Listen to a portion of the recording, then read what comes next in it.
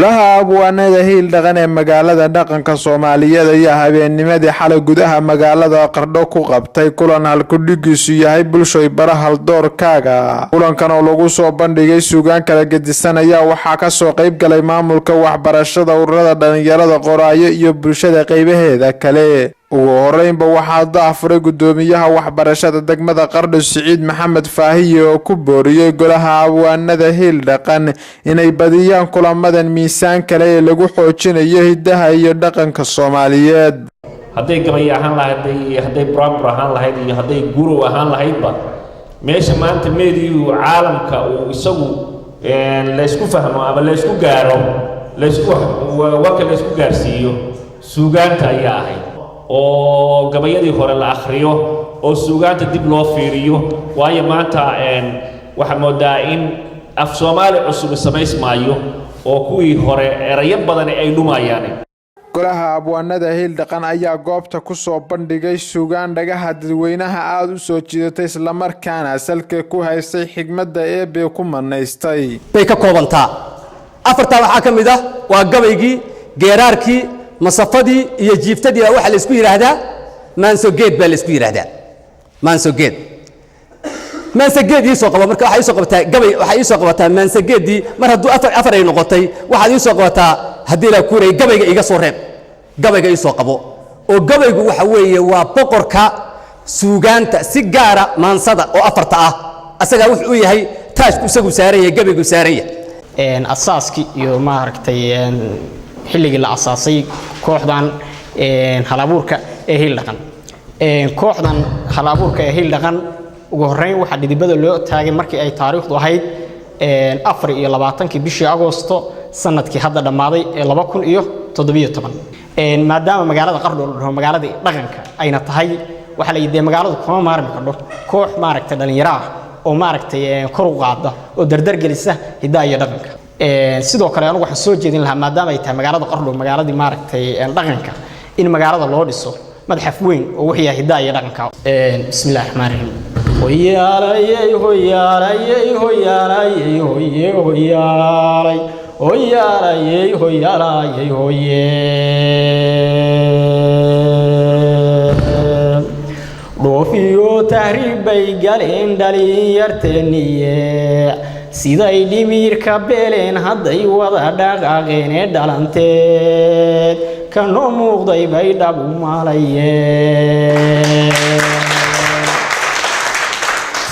hoyaalay hoyaalay hoyaalay hoye hoyaalay hoyaalay hoyaalay hoye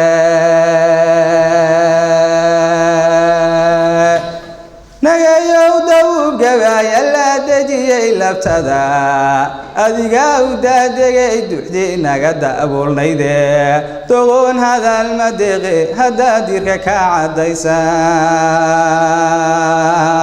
cadaysay dalkeenii la daakhilay haddaa daacad ugu sheegtay dareenkii ku duuraya ha hadal la adimoone dhurwaaguba wuxuu darab ka maro xerada dankeed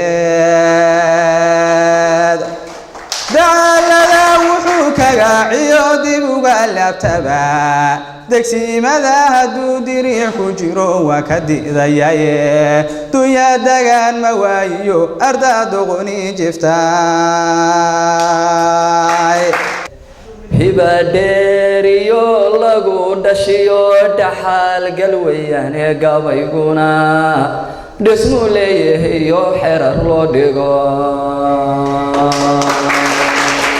giddigeed Soomaali gees ilaa ka gees kale geeyigeeda wada leh gaargaarku waa maxay?